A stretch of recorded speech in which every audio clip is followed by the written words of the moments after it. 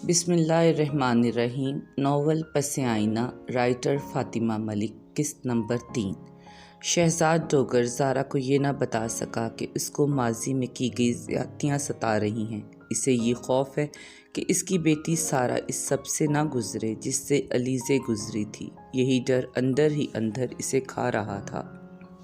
اس نے زارا سے کہا، میں فریش ہو کر آتا ہوں بیٹا، آپ تب تک ملازمہ سے کہو میرے لیے بلیک کافی بنا دے، میں آپ کی دادوں کے ساتھ ہی پیوں گا۔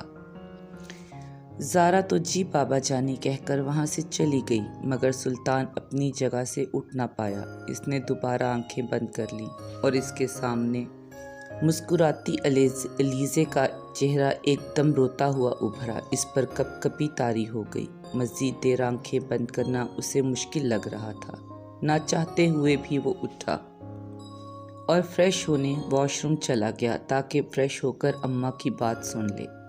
سلطان فریش ہو کر اپنی والدہ بلقیس ڈوگر کے پاس آیا تو انہوں نے اس سے لسٹ مانگی شادی میں آنے والے مہمانوں کی، تاکہ 4-5 ملازموں کو کارڈ لکھنے کا کام سونپا جا سکے۔ ساتھ میں بیٹے سے پوچھنے لگیں کہ مزید کیا کیا کام رہ گئے ہیں اور انہیں کیسے ترتیب دینا ہے۔ باتوں باتوں میں انہوں نے سلطان کو بتایا کہ علیزے سارا کا عروسی جوڑا ڈیزائنر سے لے آئی ہے اور اس نے پارلر سے 2 دنوں کا ٹائم لے لیا ہے، اس لیے اس سب کی اب وہ فکر مت کرے۔ علیزے کے ذکر پر سلطان کی آنکھوں میں ہمیشہ ہی عجیب سا خوف پھیل جاتا تھا۔ بلقیس ابھی بات کر رہی تھی کہ ملازمہ پروین نے کمرے کا دروازہ کھٹکھٹا دیا۔ پروین چائے، کافی اور اس کے ساتھ کھائے جانے والے لوازمات ٹرے میں سجا کر لائی تھی۔ اس کے سر میں ایک دم اتنی درد ہوئی جیسے سر کی کوئی نس ہی پھٹ جائے گی۔ سلطان ڈوگر نے ملازمہ سے پین کلر لانے کے لیے کہا۔ علیزے کا کمرہ دوسری منزل پر تھا۔ اس کا کمرہ کافی بڑا اور خوبصورت بنا ہوا تھا۔ کمرے کے ساتھ اٹیچ باتھ اور باتھ روم میں ڈریسنگ روم جس کے 3 اطراف میں شیشے کے دروازوں والی الماریاں تھیں۔ کمرے کے ایک طرف قدادم کھڑکی تھی جس میں مین گیٹ اور سامنے کا سارا منظر نظر آتا تھا، جبکہ باغ کی طرف بہت بڑا ٹیرس تھا۔ ٹیرس میں بانس کے 2 صوفے اور ایک میز رکھی تھی۔ کمرے میں 2 دیواریں بک شیلف کی شکل میں بنائی گئی تھیں جو چھت سے لے کر زمین تک کتابوں اور فائل سے بھری ہوئی تھیں۔ اس کے علاوہ اسٹڈی ٹیبل کے دراز بھی فائل سے بھرے ہوئے تھے۔ عشاء کی نماز پڑھتے ہوئے علیزے کی آنکھیں آنسوؤں سے بھر گئیں اور نماز کے بعد وہ تسبیح پڑھنے لگی۔ اسے اللہ تعالیٰ سے بہت کچھ مانگنا تھا، اپنی لاڈلی بیٹی کے مستقبل کے لیے بہت سی خوشیاں اور ہر غم کو اس سے دور کرنے کی فریاد کرنی تھی۔ اپنے ارد گرد سے بے خبر تسبیح پڑھنے میں وہ اتنی مشغول تھی کہ اسے پتہ ہی نہ چلا رات کا 1 بج گیا۔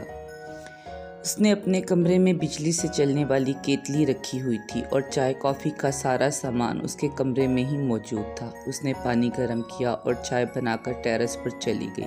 ٹیرس پر کھڑی نیچے باغ کو دیکھ کر علیزے سوچ رہی تھی، باغبان کا کام تو باغ کو مکمل دلجوئی اور محبت سے دیکھ ریکھ کرنا ہے، اس کے بعد ان کی حفاظت کا ذمہ تو اللہ تعالیٰ کا ہے۔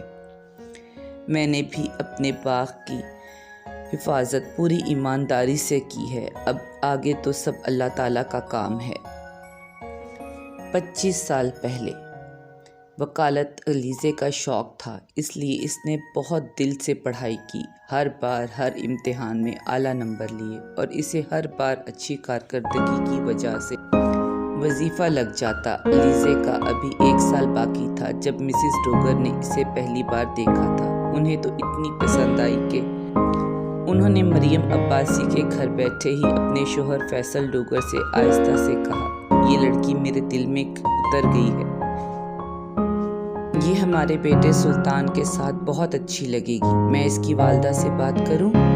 فیصل ڈوگر ایک زمانہ شناس انسان تھے۔ انہیں اپنی بیوی کی بے صبری پر حیرت ہوئی اور افسوس بھی۔ انہوں نے اس وقت بلقیس کو روک دیا کہ پہلی بار آئے ہیں، ایسے مناسب نہیں لگتا۔ اس دن مسز بلقیس ڈوگر خود تو وہاں سے چلی گئی مگر وہ اپنا دل وہیں کہیں چھوڑ دی۔ واپسی پر گھر کے سارے راستے وہ علیزے کی ہی باتیں کرتی رہیں اور گھر آ کر کئی دن تک وہ علیزے کے قصیدے سب کو سناتی رہی۔